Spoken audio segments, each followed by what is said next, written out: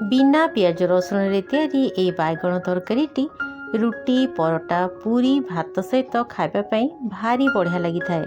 आपण या बिना पियाज रसुण बार तैयारी करके खातु देखिए एते स्वादिष्ट लगे जे आपण बारंबार बनिकी खावाई इच्छा करेंगे।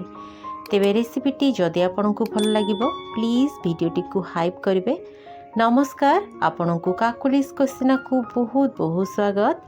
तेबे चलतु स्टार्ट करिबा रेसिपी बैगणर ये टेस्टी तरकारी को तैयारी करने एठी मो निज किचन गार्डन रु किछि फ्रेश बैगण तोड़िकी नहीं निज गार्डन रु किछि फ्रेश परिबा तोड़िले मन बहुत ही खुशी लगी थाए। तेबे ए खुशीटा मु आपण मानक सहित शेयर करिछि। एठी देखन दर्शक बंधु बहुत ही फ्रेश बैगण मु अल्प किछि तोड़ी नहीं। एठी आपण देखि पारुथबे एटा पाखापाखी 1 किलो बैगण हो जिवो। तो देखंतु बैगण को आमे तोड़ी नेला परे याकू प्रथमे भल भाव में धोईदबा। तो देखंतु जेतिकी बैगण दरकार आमे सेतिकी बैगण नहीं जिबा। एठी देखंतु बैगणर ऊपर डेम्फटी को अल्प किछि आमे काटिदबा।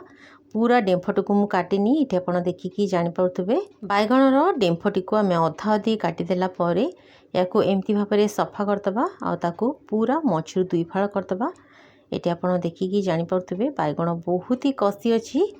तो देखंतु सब बैगण को काटिदेला परे याकू आमे आउ थरे पानी रे भल भाव में धोईदबा। बैगण को काटिकी सदाबेले पानी रे पकई दियंतु, बैगण जम्मा भी कला पड़िबनी। तो देखंतु बैगण को पानी रू काढ़ी नेला परे एथिरे आमे स्वाद अनुसार किछि लूण देदबा। ता सहित एथिरे 1 चम्मच हल्दी पाउडर आ अध चम्मच पाखापाखी लंका गुंड देदबा। आ हाथ रे आमे सबू को बढ़िया भाव में मिक्स करदबा जेमिति लूण हल्दी लंका सबू बढ़िया भाव में बैगण रे लागी जिवो।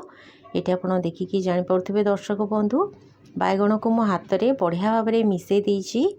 बैगण आमर मैरिनेट होताओ। एबे चलंतु आमे गोटे मसलाटे बनेबा। ए देखंतु मसला तैयारी करिया पे एठी मो गोटे छोट ब्लेंडिंग जार नैछि। ब्लेंडिंग जार रे आमे पाखापाखी 8 ରୁ 10टा कंचा लंका देदबा। आपण जेतिकी राग खाइबे से अनुसार लंकार परिमाण को कम बेसी करि परिबे। आउ ता सहित एथिरे आमे 1 बड़ चम्मच गोटा सोरिष ता सहित 6 ରୁ 8टा काजू आउ फाड़े कोरा नड़िया देदबा। ता सहित एथिरे आमे छोट खंडे अदा देदबा। आउ एथिरे दरकार मुताबक पानी देकी याकू आमे चिकन करके बाटिकी ने आसीबा। देखो दर्शक बंधु मसलाटी को मु पूरा चिकन करके बाटी देली। एबे चलंतु आमे गैस उपरे गोटे कड़े बसेबा। कड़े रे मु किछि रिफाइंड तेल गरम करि नेछि। तेल भल भाव में गरम हो गला परे आमे गोलेकी रखिथिबा बैगण को गोटे परे गोटे सबु देदबा। तो देखो दर्शक बंधु गैस फ्लेम को हाई रे रखिबे नले बैगण कइथा ही जिवो। तो देखंतु गैस फ्लेम को हाई रे रखिकी आमे बैगण को बढ़िया लाल लाल हेला पर्यंत भाजीदबा। तेबे दर्शक बंधु आपण माने ए वीडियोटी को केउ जगह देखुचंती निश्चय मते कमेंटे जणेबे जहा फल रे मु आपण को धन्यवाद दे परबी। तो देखो दर्शक बंधु गैस फ्लेम को हाई रे रखिकी बैगण को मु बढ़िया लाल लाल हेला पर्यंत भाजी देइछि। सब बैगण को आमे एई भली भाव रे लाल लाल करके भाजीदबा। तो देखंतु कड़े रे थिबा एक्स्ट्रा तेल मु बाहर कर देइछि। एबे आमे सेई तेल रे बढ़िया फ्लेवर आने पे किछि कला जीरा पकेबा। ता सहित एथिरे बाटिके रखिथिबा मसलाटी को ऐड करबा। ब्लेंडिंग जार रे जहाँ भी किछि मसला लागि कि रहितला सेते मु अल्प पानी देकी मसला रे दे देली।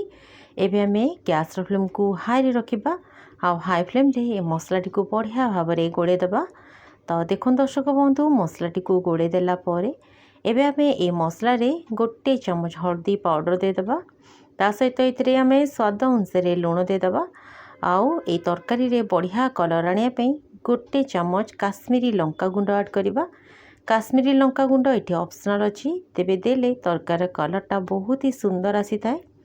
तो देखंतु एबे आमे ए मसला को गैस फ्लेम को मीडियम रे रखिकी बढ़िया भाव में कसी हवा पे छाड़दबा। एठी देखुन दर्शक बंधु मसलाटी अधा अधी कसी गला परे एठी मु गोटे छोट गिना फ्रेश दही नैछि। दही को आमे प्रथमे भल भाव में चामच रे फेंटी दबा। फेंटी देले दही और मसला रे छिंडीबनी। तो देखंतु दही ऐड कला परे गैस फ्लेम को पूरा हाई रे रखिबे।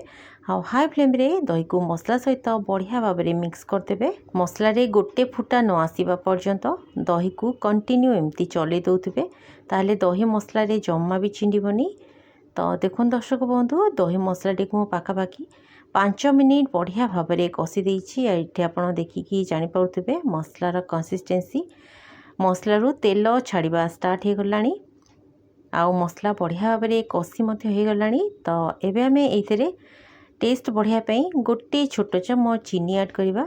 चीनी पकेले तरकार टेस्टा बहुत ही बढ़िया आसीबो। हल्का चीनी मसला रे निश्चय ऐड करंतु। तो देखंतु मसला बढ़िया भाव में कषि गला परे एइथरे आमे दरकार मुताबक किछि गरम पानी ऐड करिबा। झोलर कंसिस्टेंसी बेसी पतला करिवेनी। एठी आपण देखिकी जानि पाउतबे एठी मो पाखापाखि गोटे कप पानी देइछि। तो एबे आमे याकू कवर करके पाखापाखि 5 ରୁ 6 मिनिट पई बढ़िया भाव में फुटे दबा। पाखापाखि 5 मिनिट परे मु कवर खोलिली। ग्रेवी बढ़िया भाव में फुटी गलानी। तो एबे आमे इथरे छाणिकी रखिथिबा सबुतक बैगण को गोटे परे गोटे ऐड करदबा। तेबे दर्शक बंधु ए पर्यंत जदि आपनकु वीडियोटी भलो लागिछि ताले वीडियोटी को लाइक करिबा सहित वीडियोटी को निश्चय हाइप करिवे। तो देखो दर्शक बंधु मसलाटी फुटीगला परे आमे बैगण देदेबा। ता सहित एथिरे बढ़िया फ्लेवर पई किछि कट्टा कंचा लंका देकी याकू कवर करके पाखापाखि 2 मिनिट फुटेबा। 2 मिनिट रु अधिक फुटेबेनी नहले बैगण बेसी फिटी जिवो। तेबे पाखापाखि 2 मिनिट परे मु कवर खोलिली।